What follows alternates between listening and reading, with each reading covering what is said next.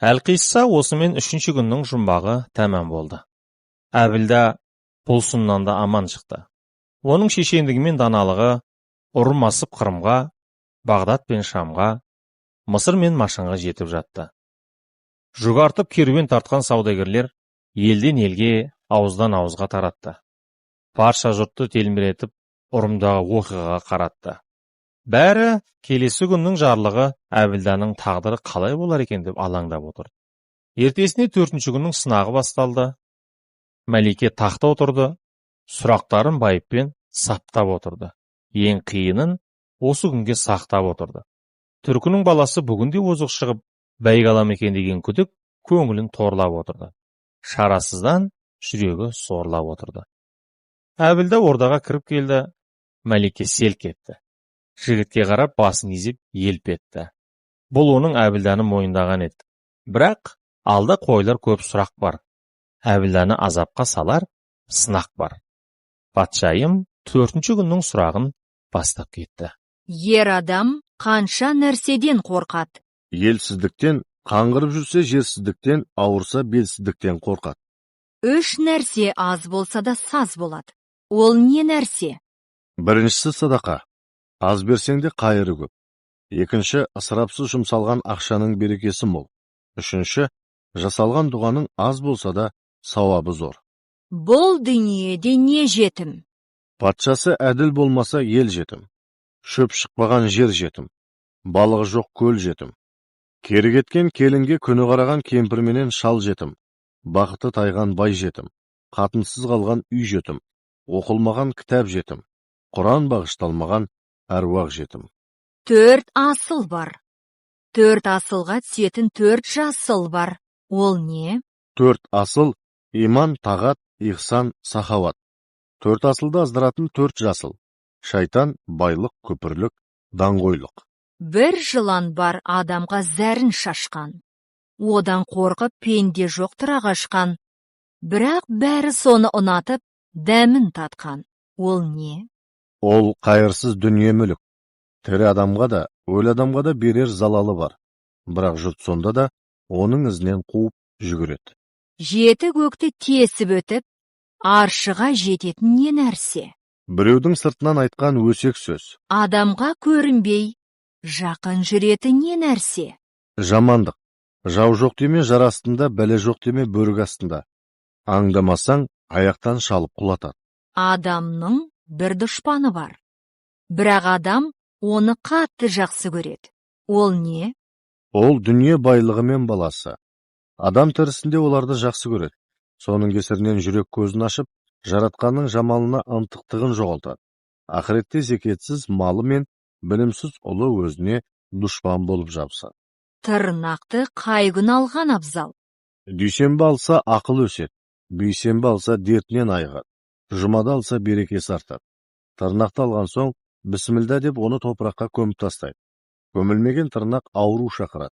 Себебі жын-жыбырдың сүйікті асы адамның тырнағы. Астың басы не? Аяғы не? Астың басы бісмілда, аяғы Аллаху Акбар. Тәңірім қандай 6 мүшеге тыйым салған? Қолға арам асты ұстауға тыйым салды. Аяққа арам жерді баспауға тыйым салды. Ауызға арам асты ішуге тыйым салды. Ақылға арамдықты ойламауға тыйым салды. Көзге жамандықты көрмеуге тыйым салды.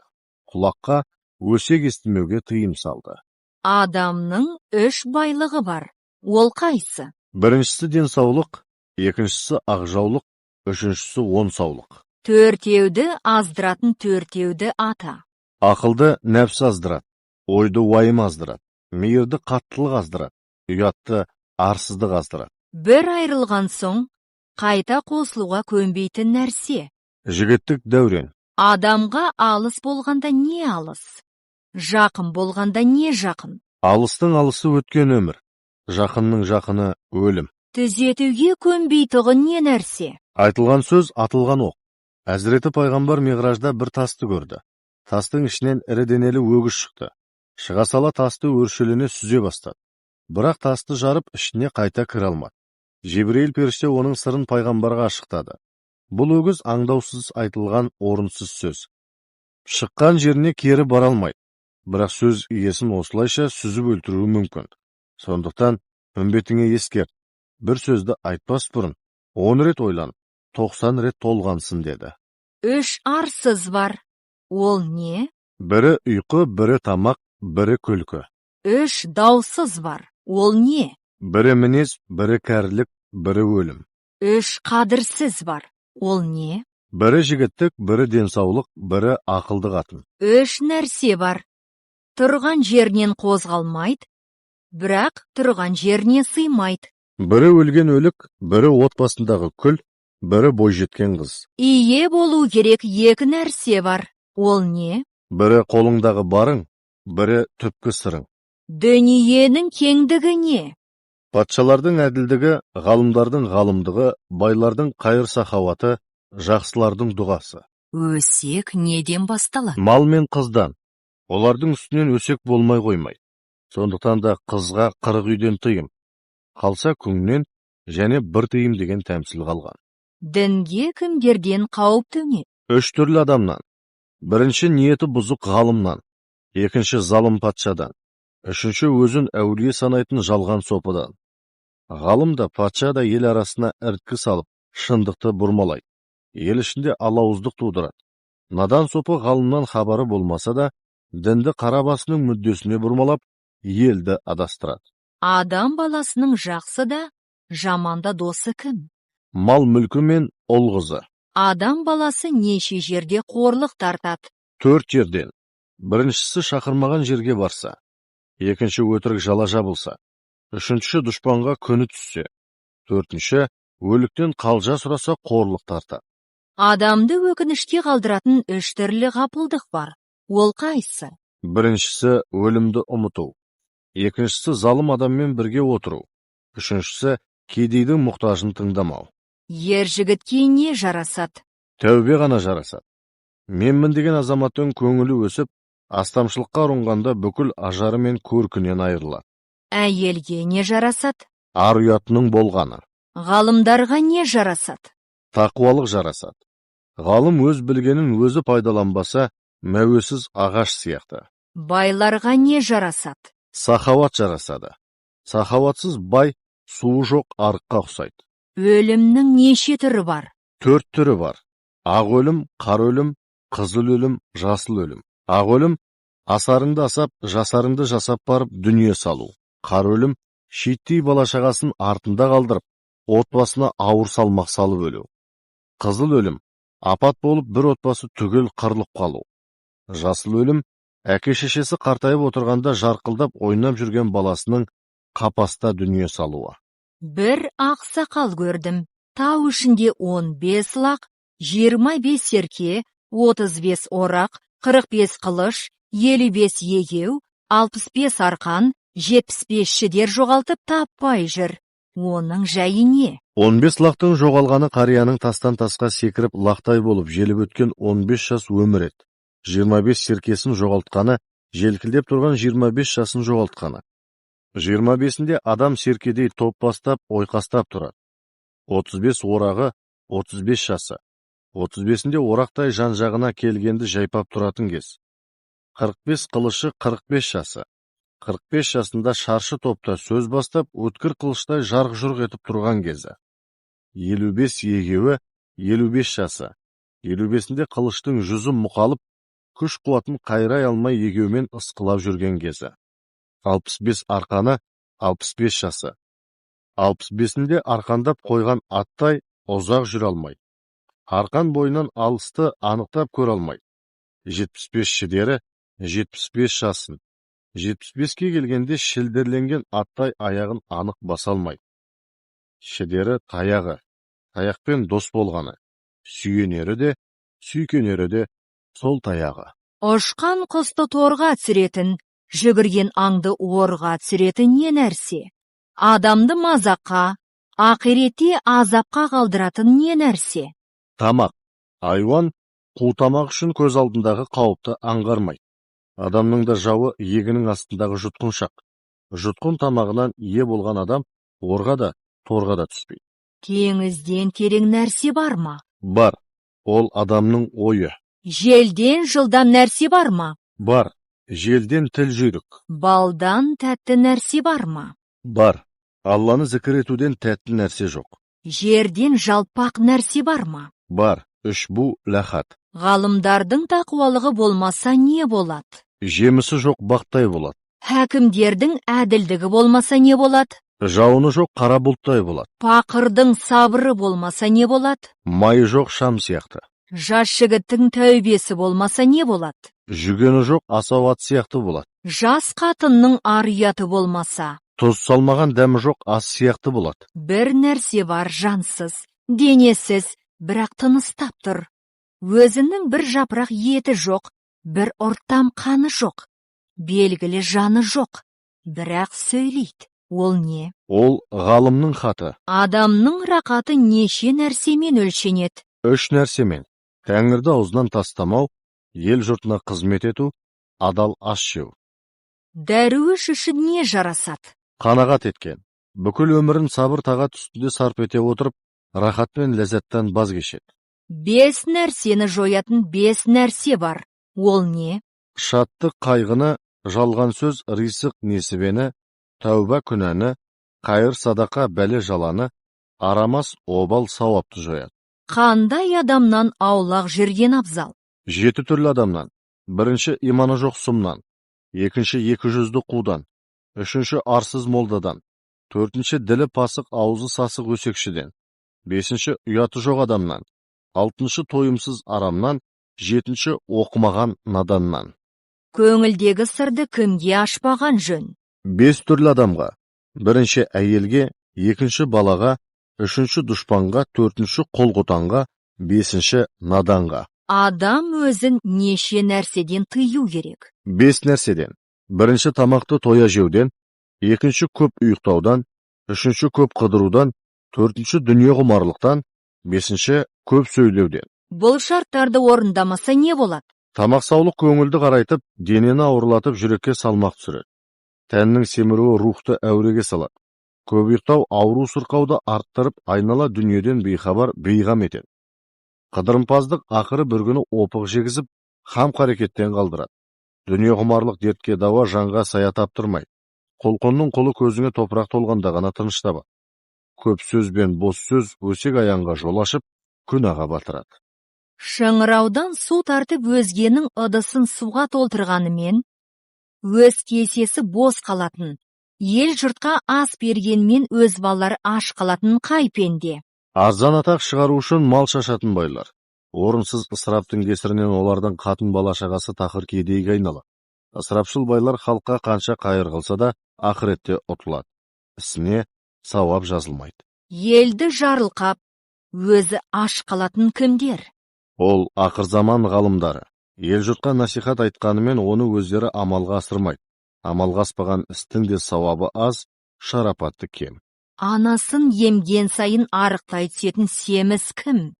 Ол залым патша. Ондай залымдар өз халқын өзі тонайды. Ел жұртын тонаған сайын абыройы жоғала береді. Бір жылан бар. Қанша адамды шағып, улап өлтірсе де жұрттың бәрі соған ынтық. Ол жылан байлық. Баянсыз байлыққа пенденің бәрі құмар. Дүние құмарлығын тоқтаталмағандар оның арбауына алданып, қармауына түседі. Сосын азаттығын жылтыраққа айырбастап, байлыққа мәңгілік құл болады. Ақыр соңында азапқа түсер, тозақта пісер. Қарнында қаршадай күшіктері шәуілдеп үріп жүретін қандай ит? Ақыр заман боларда ол әкесін, қыз шешесін тыңдамайды. Өзі би өзі қожа болады. Қариядан қасиет қашады, жастарды әбілет басады. Бұл жұмбақ осының ишарасы.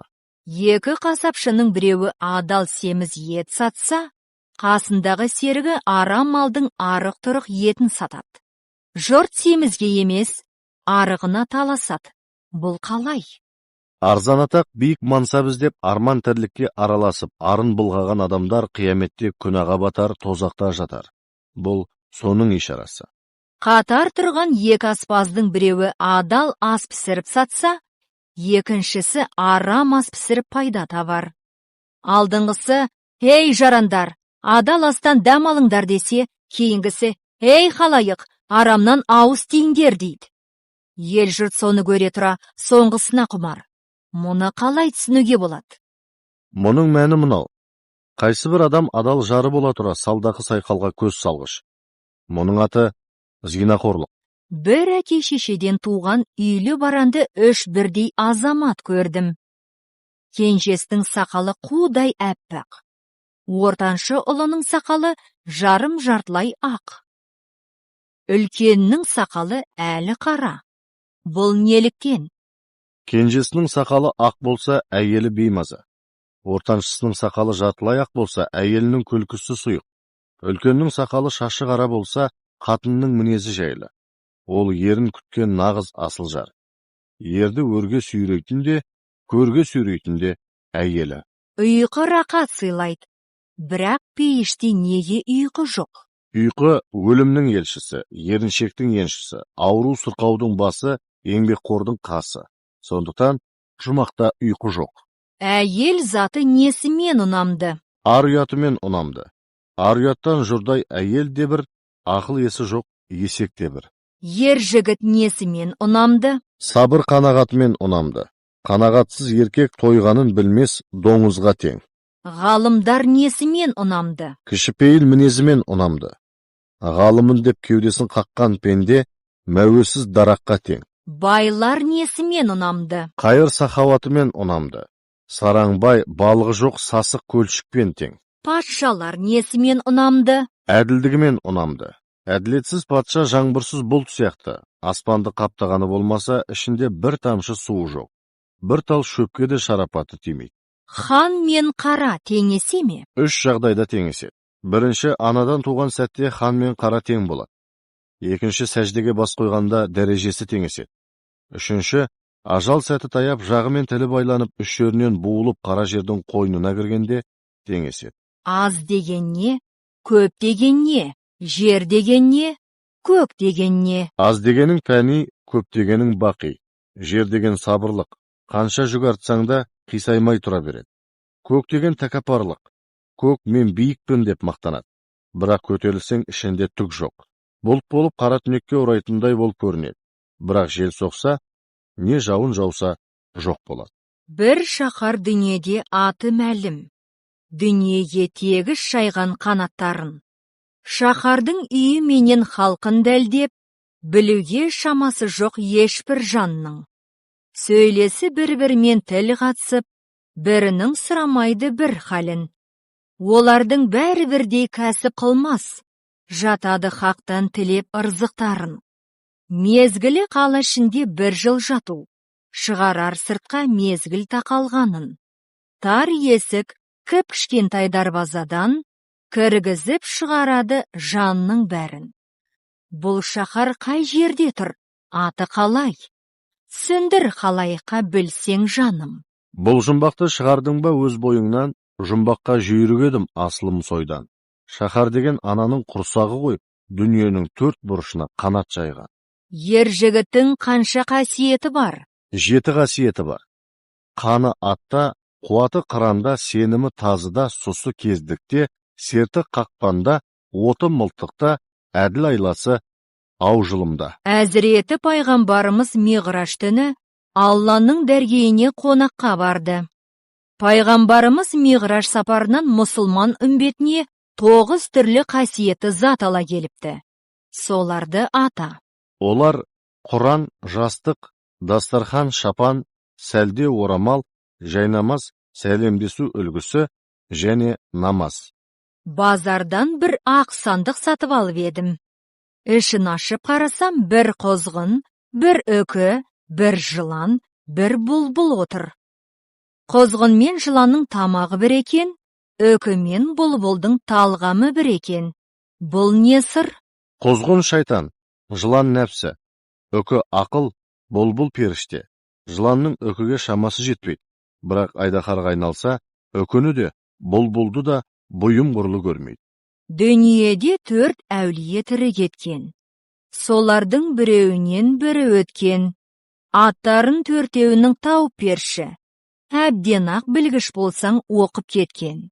Оның бірі Ыдырыс, бірі Ғайса, қалған 2 пайғамбар үнемі бірге жүреді. Олар Қызыр мен Ілияс.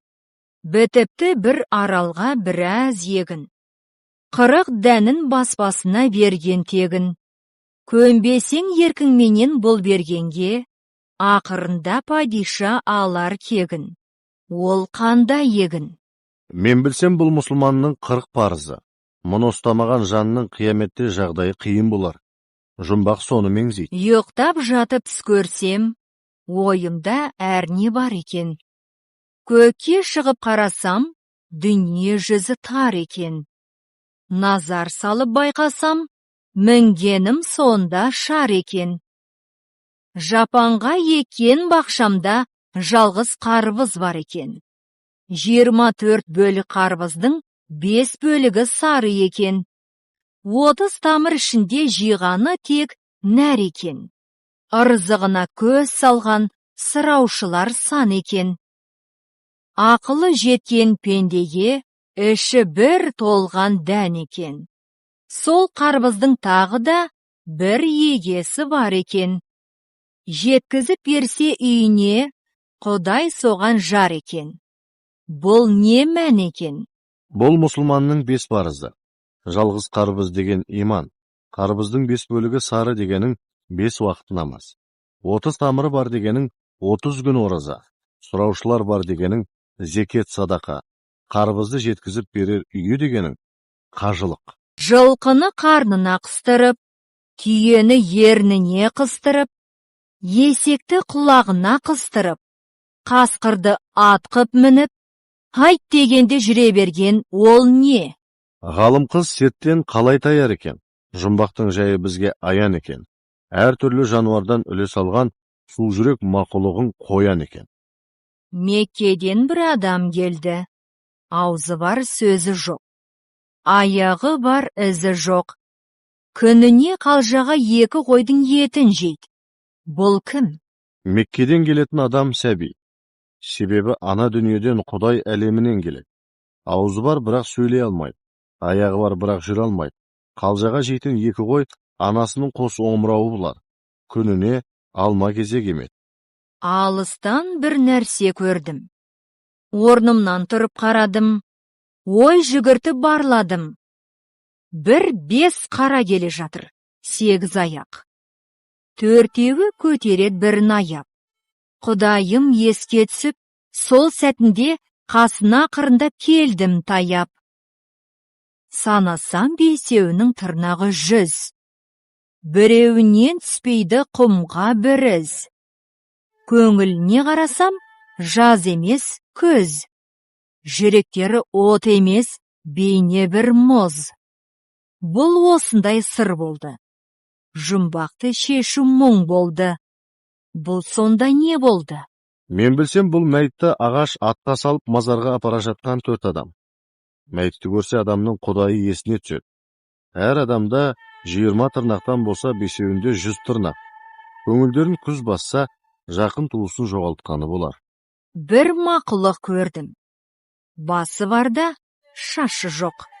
Көзі барда, қасы жоқ. Жүретін аяғы жоқ. Сүйенген таяғы жоқ. Не қолы жоқ, жүретін жолы жоқ.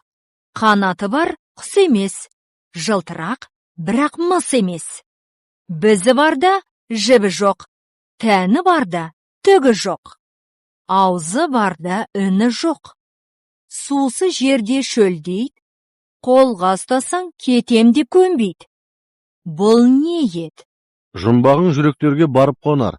Ғалымның діліне нұр, жарық толар. Намұрыттың оғы тиіп адал болған судағы бұл жәндігің балық болар. Бір мақұлық көрдім. Құралай көзді, сұм жүзді.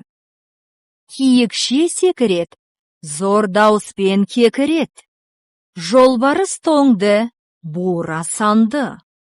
Аңараңдап аузын ашат, соңраңдап жерді басат. Маса көрсе тілін тосат. Бұл не? Кезігер өзен-көл мен қырда тағы кежіге маза бермей тұңғатады. Бақылдап бар даусымен аттан салар, білмес кім шұбар тонды, құрбақаны. Мақұлық көрдім. 4 аяқты, 1000 таяқты. Бойы аласа, түрі бір қызық тамаша. Қояндай құлағы бар, қойдай құйрығы бар. мысық аяқты, түлкі тұмсықты. Ешбір аңға қосылмас, жортады өзі оңаша. Аз жортап, жол жүруге шорқақ. Бұл қандай мақұл хат? Түйрелген инедей ғой түрпілері. Көрген жан үрейленіп іркіледі. Ырзығын жер бауырлап теріп жеумен көбейер ен дала кірпілері. Бір жыртқыш бар, орманнан шығар, сырты шұбар. Ізі бар, адымы жоқ. Көзі бар, кірпігі жоқ. Үстіне біткен жыны жоқ, сипаласаң міні жоқ. Адам көрер түрі жоқ. Қолы жоқ, не аяғы жоқ. Сенге не бір таяғы жоқ. Ол не екен? Шиырғып жүрсе жолда бұраңдаған, көзімен құс біткенді шынарбаған. Тілінде толған зәһар шаққаны өлер, жыртқышқа балайды екен жыланда да. 2 аяқ, 8 бармақ. Іліксе дүниенің бәрін алмақ. Өзінің тілі барда, тістері жоқ. Жұтады көрінгенді алмап-жалмап.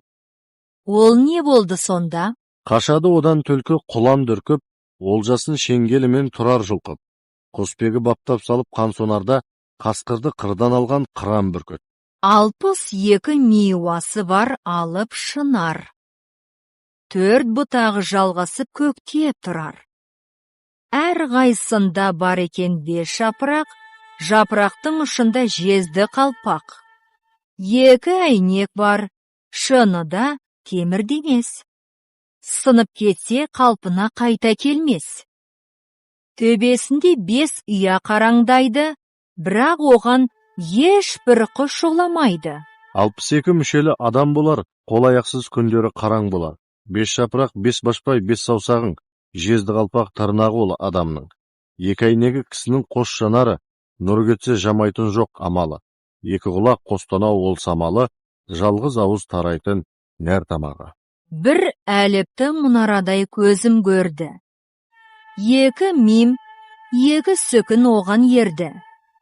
Болғанда ияден қамал, нұрдан гаухар. Арабша хат танитын жазбай білді. Әліп адамның тұрқына келеді. 2 мим, 2 көзімен көреді. Сүкін ол аққан жастың тамшылары. 2 я болады қос құлағы. Нұр болса, гаухар сипат сөз шығады. Бір бұлақ көрдім. Құстан ұшқыр, оқтан жылдам. 500 жылқы суатынан ішіп тұрған. Таудың биік шыңынан бастау алар, сәулесі жер жаһанға түсіп тұрған. Ол қандай бұлақ? Бұлағыңыз адамның көзі болар, жер жаһанды барлайтын тезі болар. Келе жатып, бір таудан аңқайған ұра таптым. Ұраның ішінен гаухардан қора таптым. Қораның ішінен ақылды дана таптым. Ол дананың артынан білімді бала таптым. Баланың отырған жері түпсіз терең ор екен. Түбінде құрдым тор екен, ұзақ та ұзақ жол екен. Түсіп кетсең байқаусыз, шығу да зор екен. Ол не болды екен? Ой жүгітіп барласам ауыз екен ұра дегенің. Ауызбен өтер ішкен жегенің. Гаухар қорада тістер тізілген, тіл болар дана біз білген. Баласы бұл көмекей шығып тұрған түбектей. Ор дегенің жұтқыншақ, әр жағы түпсіз түнектей. Қызылдан киген киім, басқа қалпақ. Саусағы 4 болған, емес жалпақ. Үстіне неше түрлі тон жамылып, жүреді мас адамша талтақ. Өзінің шашы да жоқ, тарағы бар. Егіні жоқ, арқалаған орағы бар. Ол не мақұлық? Білмейтін мақұлықты жан аз болар. Ғалымға надан кісі араз болар. Сипатын мың құбылтып сөйлесеңде, шықпайтын үй жанынан қораз болар. Бір құс көрдім. Үлпілдеген жүні жұмсақ. Тұяғын ұстап көрсем, алмас пышақ. Тұмсығы имек, көрмейді күндіз көзі. Шарықтап көкті кезіп, түнде ұшат. Ол не мақұлық? Топанда алып жүрген Нұх кемесін, қаптаған қасиетті түк денесін, үкінің көзінен де өзінен де Тәңірім дарытқан мол құт көресің. Сейсенбі күні сейіл құрма деген ырым неден қалған? Тәңірі тағала сейсенбі күні қайғы қасіретті ауру сырқауды жаратқан деседі. Қиссасүл әмбия аңыздарында бейсенбі күні Қабыл Әбілді қызғаныштан ұрып өлтіріпті. Ең алғашқы адам қаны сол күні төгіліпті. Намрұд патша Ыбырайым пайғамбарды сол күні отқа жағады. Пайғамбарға қастық ойлайды. Жүніс пайғамбарды кемеден суға лақтырады. Оны Алланың әмірімен үлкен балық жұтып, соның қарнында 40 күн жатады. Жақия пайғамбар осы күні зұлымдықпен өлтірілген екен. Закария пайғамбарды дұшпандар арамен кескілеп өлтіреді. Ол жаны шыққанша ара зікірін айтып, иманын сатпапты. Ара зікір осыдан қалыпты. Сүлеймен пайғамбар сейсенбіде жүзігін ұрлатып, сайтанға дес беріпті. Қалаберді тағынан айырылып, қайыршыға айналыпты. Залымдар осы күні Салық пайғамбардың түйесіне қастық жасайды. Топан су сейсенбі күні басталыпты. Пайғамбарлардың басындағы ауыр жағдайлар сейсенбі күні болғандықтан, момындар сейсенбі күні барынша сақтанады екен. Пайғамбарлар мен әулиелердің денесі шірімеуші еді. Жүсіп пайғамбардың денесі неге шіріп кетті? Заманында Жүсіп пайғамбар Мысырдың патшасы болды. Бір күні ұлын көру үшін әкесі Мысырға келе жатты. Жүсіп оны қарсы алу үшін алдарынан шығады. Ол аттан түсейін деп жатқанда бір уәзірі: "Тақсыр, келе жатқан әкең болса да аттан түспей амандас. Мысыр патшалығының айбынды абыройын сақтау керек. Олар саған кіріптар болып келе жатыр", деді. Жүсіп: "Тәңірі тағала әкесіне құрмет көрсетпегендерді сүймейді", деді. "Алла сенің ниетіңді жүрегіңнен көріп тұр. Кешірімді кең Құдай сендей пайғамбардың кішкене күнәсін кешпегенде кімнің күнәсін кешеді дейсің", деді уәзірі. Жүсіп осы сөзге иланып қалды. Әкесіне аттан түспей сәлем берді. Бұл Алла сүймейтін әдепсіз қылық еді. Осы әдепсіздік үшін Жаббар хақ Жүсіпті жазалады. Әдетте Алланың әмірімен пайғамбардың денесі көмілсе де, топырақта шірімей саламат сақталатын. Жүсіптің мәйітіне ондай бақыт бұйырмады. Тәні топыраққа сіңіп жоғалды. Қала берді, Жүсіптің ұрпағынан пайғамбар шықпады. Қаза жетсе көз байланар дегенді қалай түсінесің? Ертеде бір бәбісек аңшының торына түседі. Аңшы оны Сүлеймен патшаға сыйға тартады. Сүлеймен пайғамбар аңқұс біткеннің тілін білетін еді. Бәбісек: "Уа патша ағзам, жер бетінде мен көрмес, мен білмес жердің суы болмайды. Жердің асты үстіндегі бұлақ пен өзеннің бәрін көре аламын. Сапарға шықсаң мені серік ет, көмекшің болайын", деді. Мұны естіген қарғаның қызғанышы түртіп: "Уа патшам, бәбісектің сөзіне сенбе, ол өтірік айтады. Егер оның мұндай өнері болса, аяғының астындағы тұзақты қалай көрмеді? Қалайша қақпанға тұтылады", деді. Сол кезде бәбісек: "Мен жалған айтпадым. Алладан әмір келіп қаза жетсе, көзің күн тұтылғандай байланады. Аяғыңның астындағы тұзақты да көрмейсің", депті. Ертемен ерте тұрдым. Даладан 3 бала көрдім. Біреуі қамқа тоңға малынған, зерлі шапан жамылған. Екіншісінің тәнін жабарғана лыпасы бар. Қолында жемісті ағаштың бұтасы бар. Үшіншісі тұттай жалаңаш, бірақ оны масқараға баламас. Ағыл тегіл көтерген ақшасы көп. Оны салайын десе қалтасы жоқ. Ақшасын тықсам деп талпынады, жасырар жер табылмай шарқырады. Бұлар ненің нышанасы? Қандай сырдың ишарасы? Оның біріншісі байлығын тек өзіне жұмсайды. Дүниені қара басымен отбасы үшін ғана жиып құрсайды. Ешкімге жәрдемі тимейді. Кедей пақыр момын міскінді сүймейді. Екіншісінің жеп-ішерлік қана дәулеті бар. Бірақ жұрттың қамын ойлайтындай ақыл қауметі бар. Жемісті ағаштай елінің қамын ойлайды. Машақа тартса да адам атын жоймайды. Үшіншісі күндіз-түні көз ілмей байлық жинайды. Бірақ қарынбайдай малын не өзіне қимайды, не халқына қимайды. Пенде дүниеге жалаңаш келеді, жалаңаш кетеді. Адам ғапыл, дүниені дер менікі, менікі деп жүргенінің бәрі оныкі. Сараңның ашкөз ниетімен пиғылы өлгенше тыйылмайды. Тыраштанып қанша мүлік жиғанмен, тіршіліктен бір сабақ жіпте бұйырмайды. Шаранамен туған кісі бөз оранып өтеді.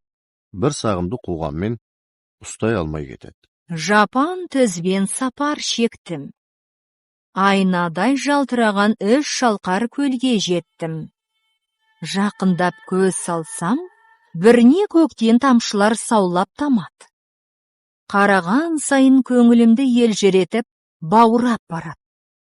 Екінші көл төпсіз терең тұңғиық екен. Көлемі жер жаһан, дүниеден де шын биік екен. Үшіншісі жалтырап жанарды суырғанмен суы жоқ. Аққу қазы қиқулап жатқанымен жайқала өскен нуы жоқ. Сағымдай сусып, көзді арбай.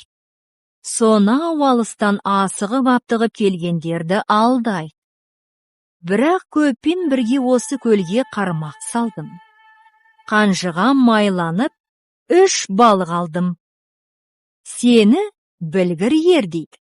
Бұлар нені меңзейді? Бірінші көл пенденің анасының қарнында, су ішінде жатқан кезі.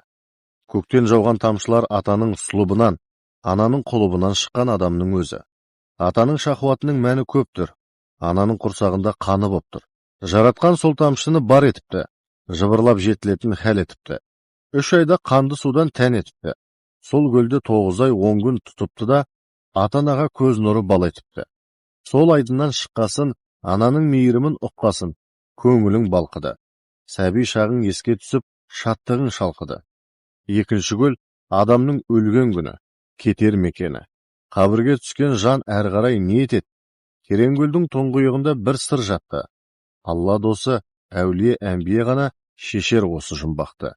Жүректің қазығы, ақыреттің азығы кәлимадыр. Тән деген бақтағы иманның қақпағы әрибадыр. Кәлима сол. Лә илаха иллалла, иллаллада пайда бар, білмеген жанға нәйла бар. Барар жерің қараңғы, шам шырағыңды сайлап ал. Үшінші көл пәни дүниенің ишарасы. Жарқырап жатқаны өткінші екенінің нышанасы. Суы жоқ көл дегенің дүние сусыған сағымнан аумады. Сәулесімен арбап талай адамды аулай. Алыстан қарасаң, аққу қазы қиқулап, толқып жатқан көлді көресің. Бірақ осы жалған сағымға жету үшін өзіңді құрбанға бересің. Суы жоқ көлден 3 балық ұстапсың. Бірақ оның да хикметін ұқпапсың. Бірі тіршілік, бірі денсаулық, бірі байлық. Өлім барда тіршіліктің, кесел барда денсаулықтың, бәле барда байлықтың сәні кірмейді. Бұл үшеуі де өлі балық сияқты. Орнына жұмсамасаң, үсті басың сасып кірлейді. Бар ізгі тірліктің мәнін өлмейтін өмірден іздейді. Жаратқанның дидарымен қауышсам деп, үмітін үзбейді. Сол көлдің жағасына 3 үй тігіліпті. Жолаушылар мұнда не бар екен деп ішіне үңіліпті. Екеуінің керегесі де жоқ, дөдегесі де жоқ. Құр тегеріш белдеу мен басары жоқ, бақаны мен түндігін түріп, ашары жоқ. Туырлық, басқұр үзігі жоқ. Ойулы киізі мен әшекейі болмағасын, көркі мен қызығы жоқ. Қаңқасы бар қаңқиған, жағалауда жалпиған. Толдыры жоқ жалаңаш. Тұруды ешкім қаламас. Үшіншісінің тек қана шиі жоқ. Шиі болмағасын, жұпыны, жадау, күйі жоқ. Ішіндегі адамға жан-жақтан келген сыйы көп. Бірақ сыртына ши тұтып, дауылдан қорғайтын қамқор бейі жоқ. Сөзбен желді есерсің, жұмбағымды бәлкім шешерсің. 3 үй көрсең пәни дүниені бір барлапсың. Шешімін таппай ақылыңмен талай жерді шарлапсың. Алдыңғы көрген 2 үйің заманның сызын меңзейді. Уақыттың сүрегі ешкімнің де талабына көнбейді. Бір үйі өткен шақтың бедерін ыспаттайды. Алыста қалған дәуренің енді қайтып ұстатпайды. Өткен істі қалпына келтіруге тіспатпайды. Болары болып бояу сіңіп қазыққа байланады. Дәуірлерге ұласып, тауарихқа айналады. Тағы бір үйі келешекті тұспалдайды. Ойы ақылда келешекті болжайтын күш болмайды. Алланың ісін пайғамбар болжап білмейді. Бұл ғаламның жүзінде келешектің сырын білетін жан өмір сүрмейді. Ізгілігің мен игілігің басқа оралар, бақытыңның елшісі болар. Осылар ғана келер шақтың табысты еншісі болар. Үшінші үйің қазіргі сүріп отырған өмірің. Жасаумен жабдығы түрлі арман мен қиялға толы көңілің. ши жоқ балатұғыны, ажалдың келіп, адамның жанын алатұғыны. Үйді ши қоршаса, пенде мәңгі өлмесет, жан тапсырудың азапты мехнатын көрмесет, адамның басындағы дәуренін өшіретін, оны дүниеден ақыретке көшіретін жел, өлім. Қара күн ғой, сын сағатта бұл пәниден сапар қылсаң, болмас тіпті шаңырағыңнан бір тамшы су татар мұршаң. Ажал сенің қарамайды жердегі әмір құдіретіңе, үкіміңмен бар ғаламды астан кестен қаһар қылсаң. Үш үйге менде назар бердім. Қарап ем, 3 қазан көрдім. Майлы күйе басып, әбден қарайып кетіпті. 3 аяқты мосыға бекіпті. Бірақ, екеуі жарық екен, сынғаны анық екен. Үшіншісінің түбі жоқ. Мұны ескерер бірі жоқ. Ақыл асқандан асың, шешімін қалай табасың? Сен көріпсің 3 қазан тұтқан мосы 3 таған. Үшеуінде әбден майлы күйе басыпты, өйткені ықылым заманнан бері оттан түспей, деміл-деміл тасыпты. Бұлар адамның пейілі мен ниетін көрсетті. Олар кісінің жомарттығы мен дархандығын қазанмен өлшепті. 2 қазан уақыт өте келе жарылып сынған. Себебі пенденің бейіліне сараңдық пен қараулық тұнған. Адам күндіз түні тырмысып дүние мен байлық жинайды. Бірақ оны туысқанына да, бауырына да беруге көзі қимайды. Кедей-кепшік жоқ-жітікке садақа, зекетін беруді қаламайды. Құдай берген дәулеттен басқаға азғана үлесін тарту етуге де жарамайды. Сөйтіп, зекетсіздің малын сүндетсіз жейді. Ізгілер мұндайлар Құдай алдында сый құрметсіз дейді. Ол байлығын баласына да қалдырғысы келмейді. Ішінен шыққан перзентіне де сенбейді. Жарық қазаннан төгілген астай бүкіл мал мүлкі суалады. Ақырында өзі де жапандағы бәйтеректей қуарады. Үшінші түбі жоқ қазан қатынын астарлайды. Қатын көрсе қызар һәм қарау болса, дүние түгіл жейтінде ас қалмайды. Көңілі тапқанға байының тапқанын шашады. Жұтқан сайын тойынбай, айдақардай аранын ашады. Қазанға жолама, күйесі жұғат. Жаман қатынға жолама, бәлесі жұғат деген осы болады. Қазанның жанынан 3 пышақ таптым. Шеуінде беліме тақтым. Екеуі сынық, біреуінің сабы жоқ. Жүзінде қан мен жынның табы жоқ. Суы жоқ көлден өлі балық алдым. Ши жоқ үйге кіріп бардым. Түбі жоқ қазанға асып қойдым. Сабы жоқ пышақпен кертіп жеп, әбден тойдым.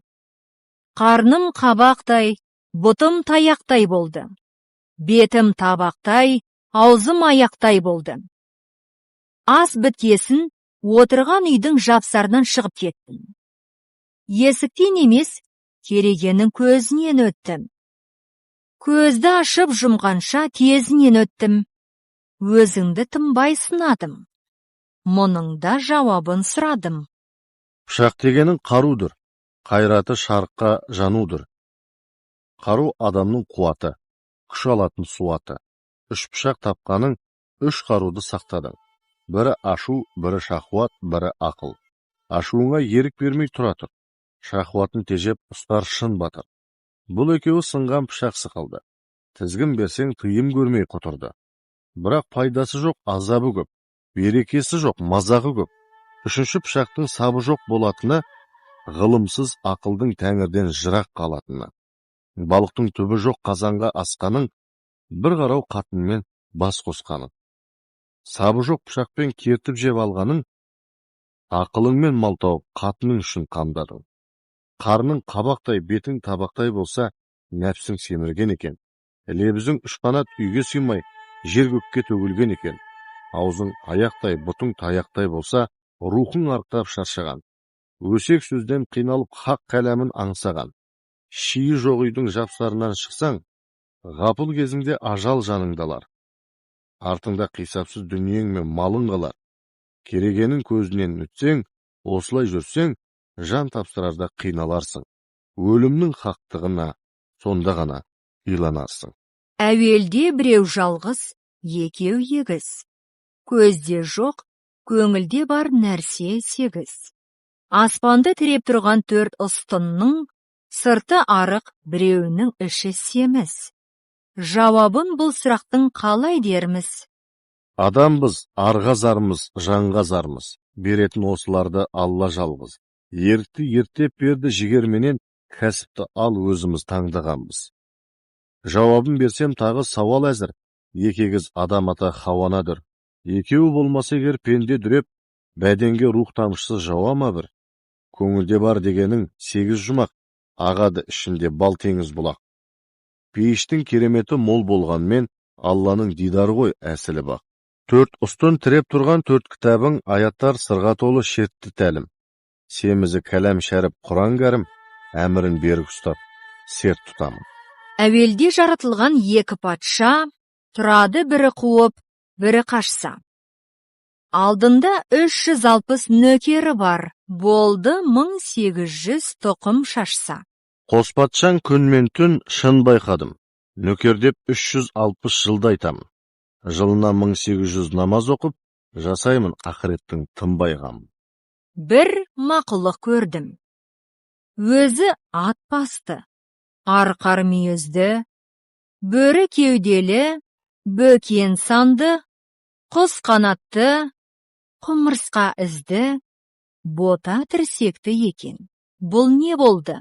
Бұл қалай жұмбағыңды төгілткенің, нәпсіңді құрмақтанға семіртпегін. Әйтпесе жазда жайпап қыста өлетін, құшасың кебін сен де шегірткенің. Өзі шидім құс көрдім. Қараның да, ханның да, баланың да, барша жанның да басына қымсынбай қона береді. Қонған сайын адамнан маза кетеді. Ол не құс? Сауалдан саналуан сүрінбедім, мұның да айтайын мен шұғыл жөнін. Ханға да қараға да бірдей қонар, жәндігін қара жарғақ шыбын дедім. Бір мақұлық көрдім. Өзі қоян жақты, тақыр жонды, 4 тұяқты, 4 аяқты. Өзі жүйрік, жуан құйрық. Ол не мақұлық? Көбейсе малың көздің құрты болар, көбінің жоны жазық тұрқы болар. Майданда ержігіттің шын қанаты, жүйрігің сен мақтаған жылқы болар. Кеше бір мақұлық көрдім. Басында таяғы бар, 4 аяғы бар. Санасам 8 тұяғы бар. Осқынсыз сияғы бар. Жағымсыз үні бар. Ұзын қылшық жүні бар. Ол не болды? Бағалмай мұны өрісте ескетеді, бастарын қосалмайсың кешкетегі. Секеңдеп секіретін тастан тасқа белгілі бұл түліктің ешкекені. Бір мақұлық бар. Көл, өзен, дәрияны жаны сүйген. Жасынан қора салып қамыс шиден. Қаншама терең суды бойлағанда, үстіне бір тамшыда су тимеген. Ол не жануар? Жылтырар түгі күміс жұлдыздай бір, жолына қақпан тұзақ құрғызбай жүр.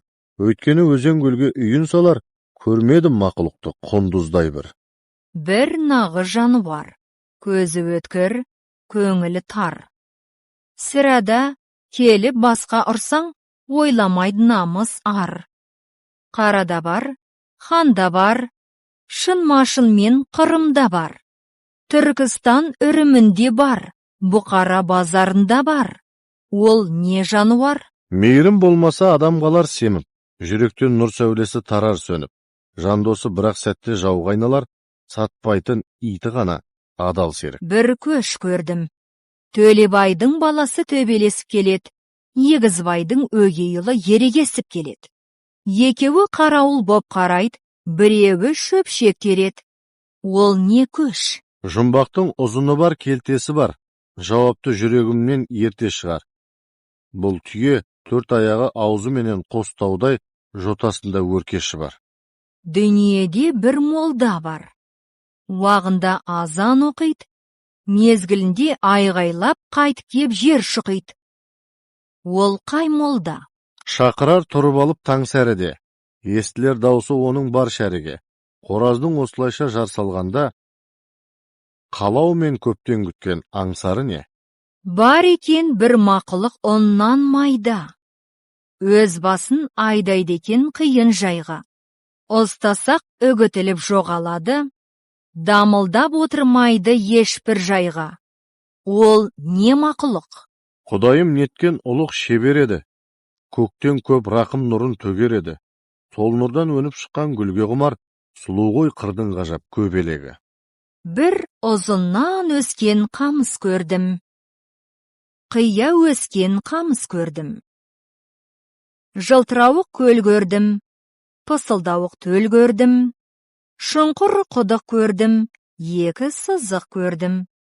Бір кеспелтекпен бір бүкпелтек көрдім. Бұл не болды?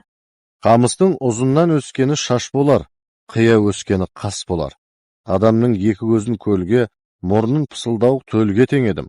Шұңқыр құдық ауыз болса, екі сызық ерін шығар. Кеспелтекті иек, бүкпелтекті мойын деп жорыдым. Момын адам 4 шадиярды дос тұтады екен. Ол шадияр кімдер?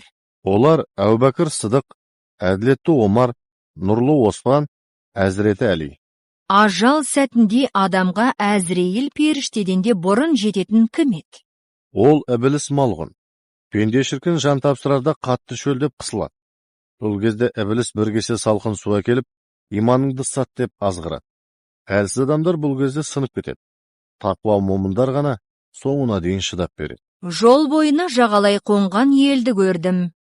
Ақсақалды керуен басы шалды көрдім. Шал таяғын көтеріп бақырған сайын, жұрт жүгін жиып, көшкелесіп көшіп жатыр. Ол ненің ишарасы? Адам бір көшкен керуен. Пәни жалғанда уақытша тыныстап, ақыретке сапар шегеді. Керуен басы Әзірейіл періште. Ол ақырса патша да, құл да, кедей де, бай да жан тапсырады. Оның ақсақалды шал бейнесі адамның қарттық шағын бейнелесе керекті. Не үшін күріш дақылында Ясин сүресінің қуаты бар деп айтады? Бірде Ухуд шайқасында Мұхаммед пайғамбардың астыңғы күрек тісі сынған еді. Бір сахабасы сынған тісті тауып алды. Оның пайғамбар тісін аяқ асты қылуға дәті жібермеді. Тісті үйіне келіп шарбағының адам аяғы тимес бір бұрышына көмді. Бір күні тіс көмілген жерден аппақ күріш өсіп шықты. Сахаба пайғамбарды шақырады. Мүбәрәк келіп Ясин сүресін оқып дұға жасады. Ол сахабаға: Алла менің тісімнен күріш өсіріп шығарды. Яғни Ясиннің қуатын бердім. Оны аяқ асты етпеңдер деп өсиет айтты. Осыдан бастап күріш қастерлі әрі берекелі дақылға айналыпты. Құдайдың басқа салған ең ауыр нәубетін ата. Өзіңнен туған ұл қыздың салғыласып сөз қайтарса, одан өткен нәубет жоқ. Сорғалың әкенің кер бағып ұл өсет. Сөз бағып қыз өсет деген тәмсіл осыған орай айтылған. Пейіште қанша дарақ бар? Пейіште бірде-бір дарақ жоқ.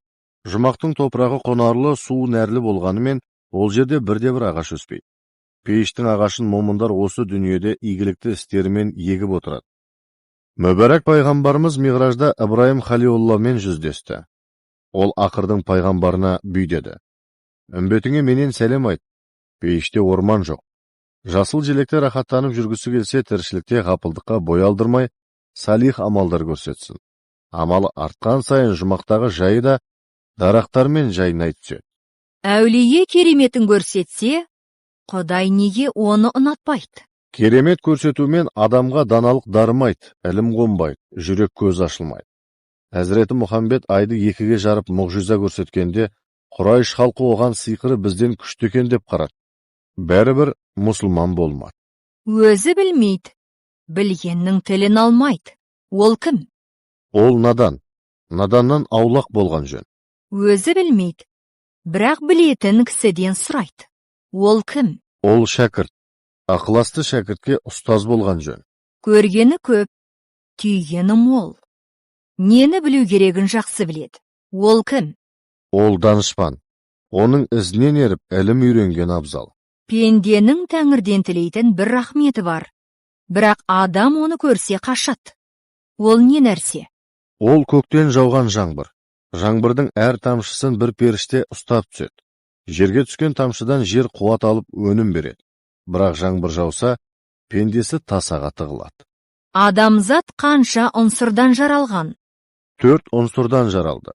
Олар топырақ, су, от, ауа. Қандай дәлелің бар? Адамның көз жанарын алып қара. Көздің ашылып жабылып тұрғаны желдің барлығына дәлел. Сорғалап жасағат. Ол судың барлығына дәлел. Көзге бір нәрсе тисе жарқ етеді. бұл оттың барлығына дәлел. Ал көздің бір арадан қозғалалмай тұрғаны топырақтың барлығына дәлел. Не үшін арпа ішінде бір бидай деп айтады? Адам ата мен Хауана пейіштен қуылып жерге түскен соң, Жебірейіл оларға жұмақтан 3 уыс дән алып келген еді. Сөйтіп, уа адам, Хауа екеуің осы дәнді бөліп алып жерге егіңдер. Бұдан сендердің және әуелден ақырға дейін өмір сүретін ұрпағыңның ырзық несібесі өніп шығады деді. Адам ата мен Хауана екеуі жерді жыртып тұқым шашты. Адамның еккенінен бидай шықты, ал Хауаның жерінен арпа өсті. Содан бастап бидай адамның, ал арпа әйелдің үлесі саналатын болыпты. Қыздар не әйелдер арасында жалғыз еркек болса, арпа ішінде бір бидай дейтін сөз содан қалған екен. Қатар салынған 2 шаһар көрдім. Бір шаһардың іші бал, екіншісі зәһәр. Балы бардың іші толған нығмет, ал көрші шаһардың іші толған мехнет. Ол не болды? 2 шаһар дегенің жұмақ тозақ, іріктеліп баратын күллі адамзат. Бір шаһар көрдім. Ішінде 2 адам ғана мекен етер. Бірі кетсе, орнынан бірі келер. Шаһардың ішінде бір гауһар шам бар. Тұратын жарық етіп үйді бекер. 2 адам бұл гауһарға кезек-кезек құсады, бірі зәһәр, бірі шекер. Зәһәр тисе, ол гауһар өшіп қалар, шекер тисе, раушан боп қайта жанар. Бұл не сыр? Ашу мен ақыл болған шаһарға бәс. Жерінде бірі тұрса, бірі тұрмас. Ашу заһар болғанда ақыл шекер. Пенденің иман екен ол гауһартас. Иманға ақыл дос та, ашу ол қас. Бар екен жан көрмеген жалғыз дарақ. Ботағы 99 көрсем санап. Шоғынан бір сілкінсе болады екен. Ғаламға 18.001 жыл тамақ. Ол не дарақ? Жалғыз дарақ деген жаратқан хақ. Есімі 99 көрсем санап. Ертеде ағайынды 3 жігіт өмір сүріпті. Шеуінде де өзге жұртта жоқ ерекше бұйымдар бар екен. Бірінің сиқырлы айнасы болыпты. Айнаға қарағанда жер жүзі түгел көрінеді. Екіншісі ұшатын кілемді еленіпті. Көзді ашып жұмғанша қалаған жерге зымырап жетеді. Үшіншісі ғажайып алманы еншілепті. Өлген адамның еріне тигізсе, жан бітіп, алманы жеп тіріледі. Бір күні шеу отырып, айнаға қараса, бір ханның сұлу қызы өліп қалыпты. Қызды қабірге қойғалы жатыр екен. 3 жігіт кілемге отырып, көзді ашып жұмғанша ұшып жетеді. Кенже ұлы алманы беріп, қызға жан бітіреді.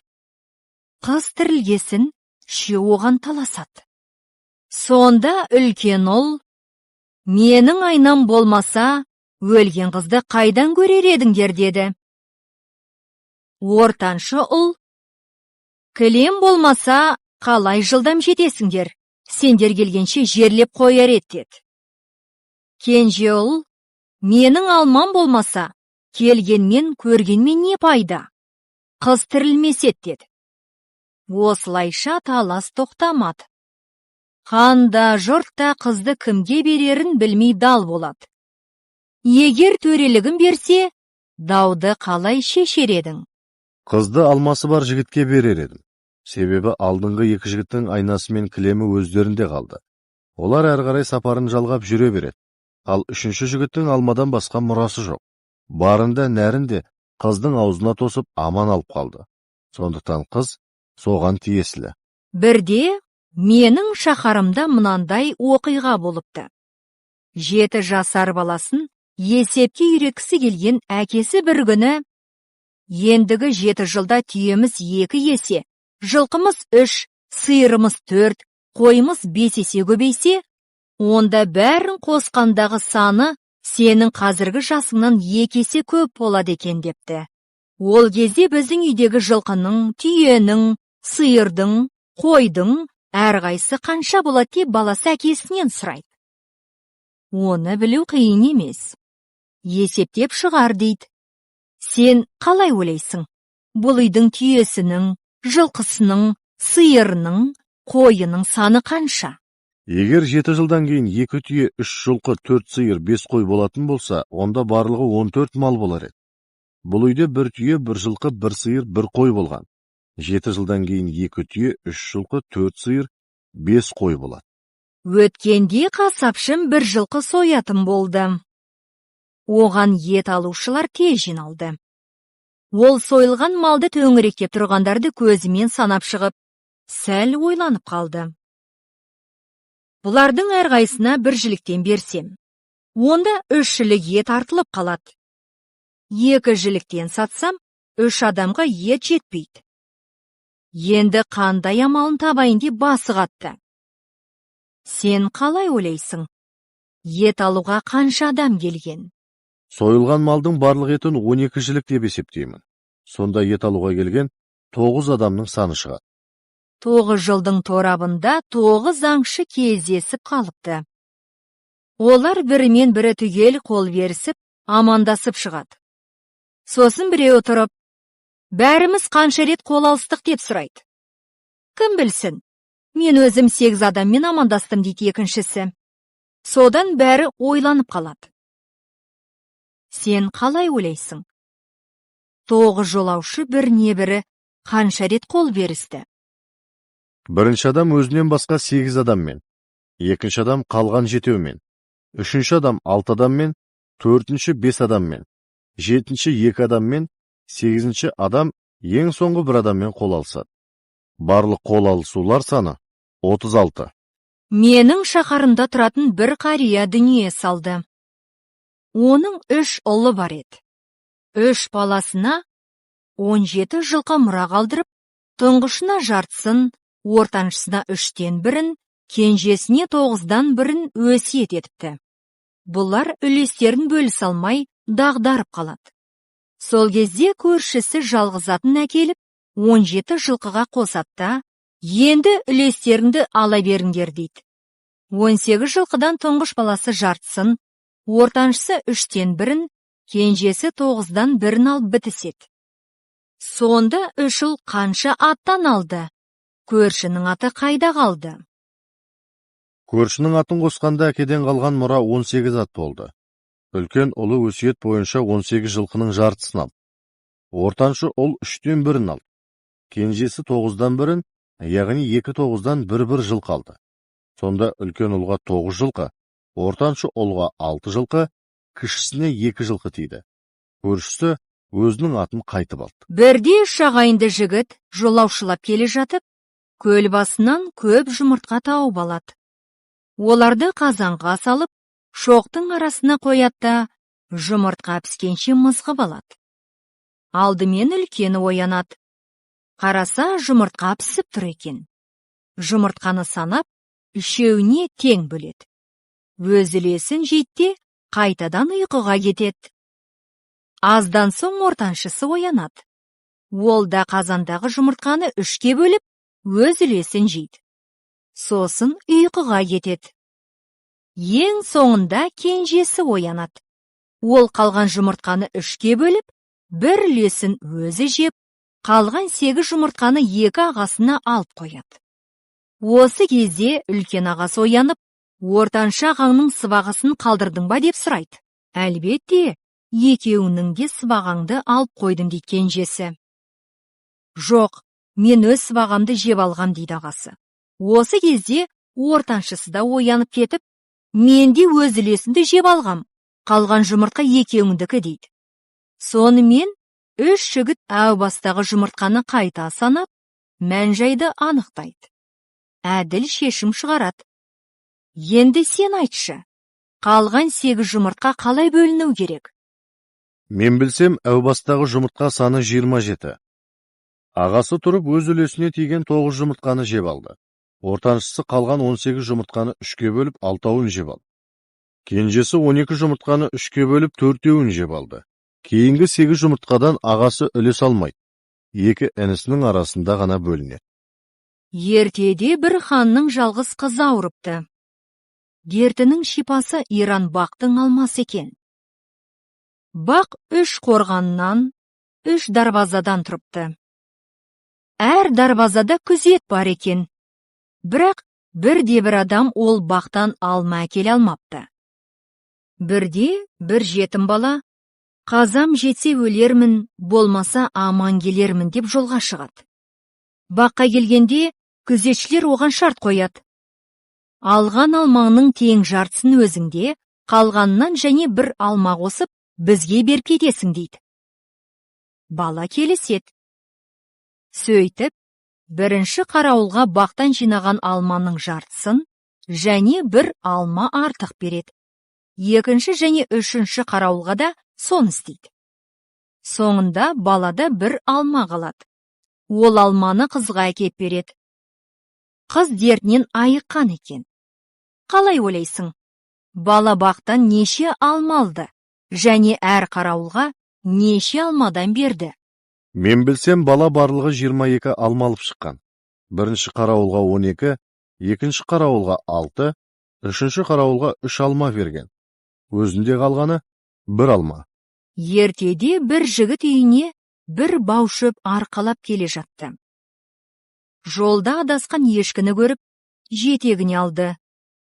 Бір кезде алдарынан қасқыр шығып, «Әй жігіт, дос болайық» деп өтінді. Жігіт қасқырды қосып алды. Олар біраз жүрген соң бір дарияға жетті. Дариядан өтейін десе, қайыққа 2 кісіден артық сыймайды екен. Жігіт не істерін білмей басы қатты. Өзімен бірге шөпті алып өтейін десе, қасқыр ешкіні жеп қояды. Қасқырды алып өтейін десе, ешкі шөпті жеп қояды. Ешкіні алып өткенімен, келесте ешкі мен қасқырды не ешкі мен шөпті жалғыз қалдыра алмады. Не істемек керек? Жігіттің орнында болсаң, қандай ақыл табар едің? Алдымен арғы жағаға ешкіні алып барамын. Екінші кезекте шөпті апарып, ешкіні қайтадан қайыққа мінгізем. Оны бергі жағаға тастап, қасқырды салып аламын да арғы жағаға өткіземін. Қасқыр мен шөп арғы жағада тұра береді. Мен қайтып айналып, ешкіні аламын да арғы бетке өткізер едім. Бір қарияның ержеткен 3 ұлы болыпты.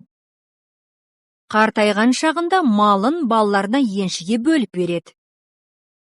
Шал 12 жерге қаз-қатар қазы қағатта, бірінші қазыққа 1 қой, екіншісіне 2 қой, үшіншісіне 3 қой, осы ретпен ең соңғы 12-ші қазыққа 12 қой байлайды. Сосын балаларына қарап, әр қайсың 4 қазықтан алсаңдар, мал тең бөлінеді дейді. 3 ұл қазықтарды әр-бері қарап, 4 қазықтан таңдап алады. Сонда барлығы қанша қой болды? Балалар қай қазықтарды таңдап, теңде етіп бөлді. Егер 2 жігіттің бірі 1-ші, 5-ші, 8-ші, 12-ші қазықты, екіншісі 2-ші, 4-ші, 9-ші, 11-ші қазықты таңдаса, 3-ші ұлға да мал үлесі тең бөлінеді. Әр қайсысына 26 қойдан тиеді. Бірде Атымтай Жомарттың үйіне бір топ қонақ келді. Үй иесі оларды жылы шыраймен қарсы алып, төрге оздырды. Дастархан жайылды, қазанға ет салынды, тамақ пісіп, табақ тартылар шақта, үй иесі меймандарын көзбен шолып шықты да, сәл ойланып қалды. Ошақ басында жүрген жұбайына келіп, екеуара бір табақ тартсақ, онда бір табақ ет жетпей қалады. Үшеуара бір табақ қойсақ, онда бір табақ ет артылып қалады. Енді не істесе керек? Деді. Қалай ойлайсың? Келген қонақ саны қанша, табақ саны қанша? Қонақтар 3 адамнан отырғанда оларға 4 табақ қажет болады. Егер 2-ден отырса 6 табақ керек.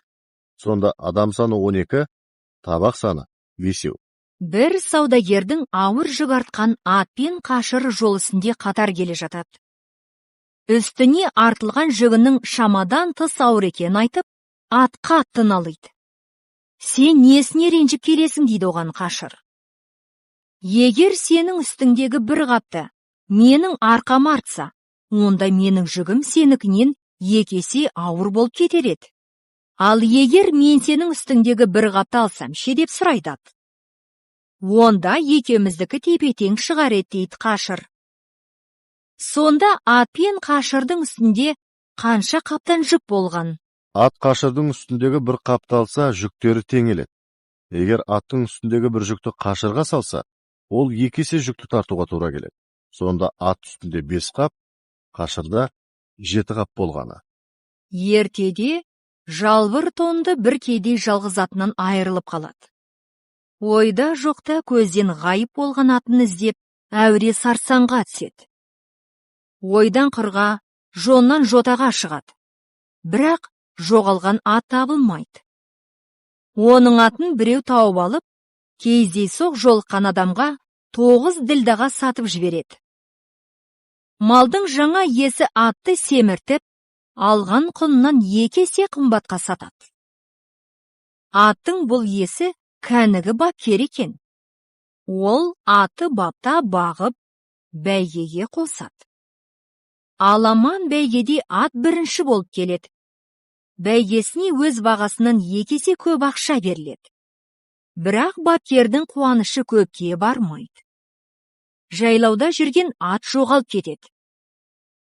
Ол өзінің ең әуелгі иесі жалбыр тонды кедейіне қайта оралады. Жоғалып табылған мал олжа деп, ол қуанғаннан сүйінші сұрап келген адамға 3 сом беріпті. Енді сұрақ, ат иелері қанша пайда тауып, қанша зиян шекті? Атты тауып алған алғашқы адам оны сатып 9 ділда пайда тапты.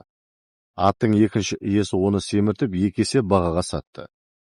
18 ділданың 9 ділдасы бұрынғы сатып алған ақшасының орнын жапса, 9 ділда пайдасына жарады. Аттың үшінші иесі бәйгеге қосып, жүлдеге 18 ділда алды. Ол да сатып алған 9 ділдасын қайтарды да 9 ділда пайда тапты. Ал жалбыр тонды кедей байғұс сүйіншіге 3 ділда беріп, шығын шекті. Әкесі мен баласы үй тұрғызу үшін кірпіш құюға кіріседі. Әкесі баласына 2 кірпіштен құятын қалыпты береді, өзі 3 кірпішті қалыпты алады. Еңбекке ынталы бала қолына қалып тиісімен лай иленген апанға жүгіріп барып, дереу іске кірісіп кетеді. Мен міне 80 кірпішті құйыпта қойдым дейді бала қуанып. Сені қазыра қуып жетем деп, әке қолына қалыбын алып іске кіріседі. Әке мен бала бірінен бірі қалыспай, сәске түске дейін жұмыс істейді. Бір уақытта әкесі баласын қуып жеткенін айтады. Бала 2 түрлі қалыппен құйылған кірпіштерді санап шығады. Өзі құйған кірпіштердің саны әкесі құйған кірпіштермен тепе-тең болып шыққанына таң қалады. Сұрақ: әкесі нешінші жүрісте баласын қуып жетті? Әкесі баласын 80-ші жүрісте ғана қуып жетеді. Ертеде бір қойшы малын ірілендіруді ұйғарды. Түйесі, жылқысы және сиыры бар ауылдасына барып, оған тілегін жеткізді. Ауылдасы келісе кетті. Сәл ойланып отырып, ол сауын малының қойға кесімді санын айтты. Інгенімнің әр жілігі 2 қой, биемнің 2 жілігі 3 қой, ал сиырымның әр аяғы 1 қой деді. Жарайды, келістім деп қойшы қойларды санап берді. Келісім бойынша атқа мініп, інген мен сиырды жетелеп үйіне оралды. Сонда қойшы айырбасқа қанша қой берді? Шаруа інгенге 24 қой, биеге 18 қой, сиырға 4 қой, барлығы 46 қой берген. Ертеде бір ханның жалғыз қызын көктен бір құс келіп, көтеріп әкетеді. Хан не істерін білмей басы қатты.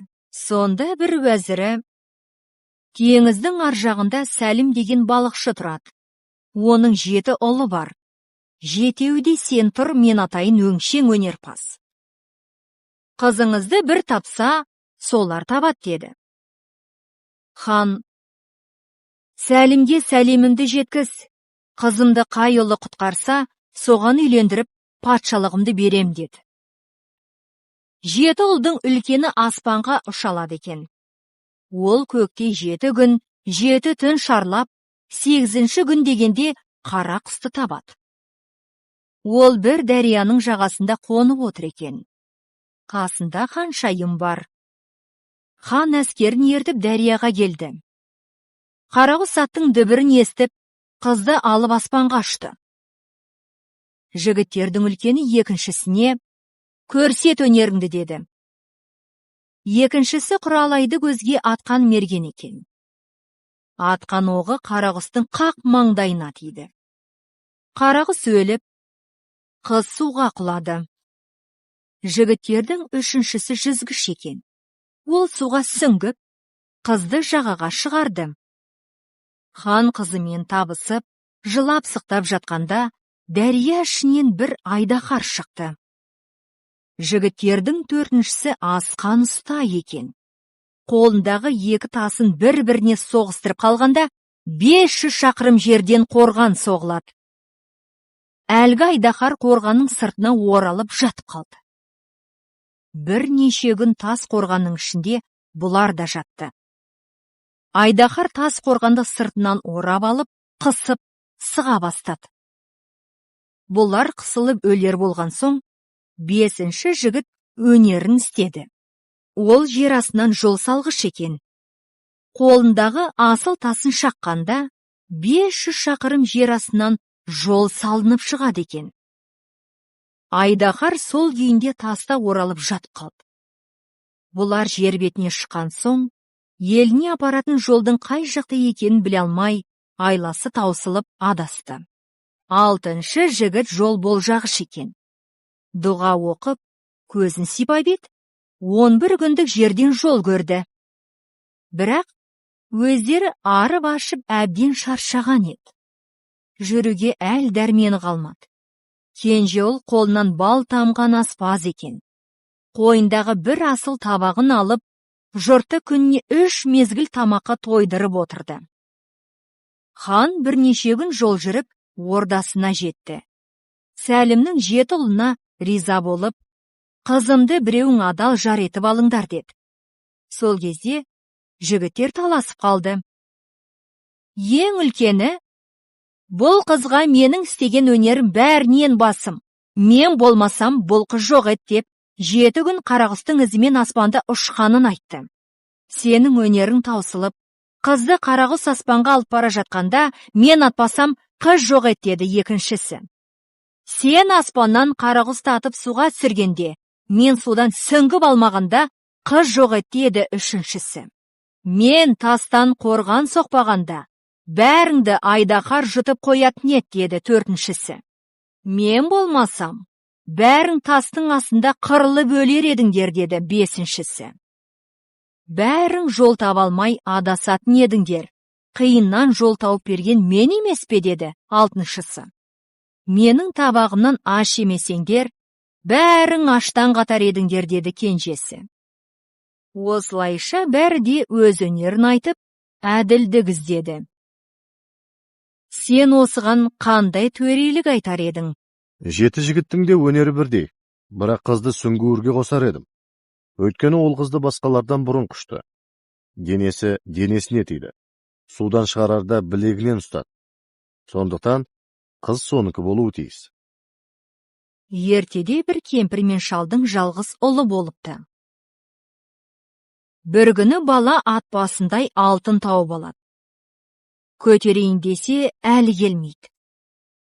Көмекке әкесін шақырады. Әкесі алтынды үйіне көтеріп әкелетте, кемпірге сақтауға беріпті.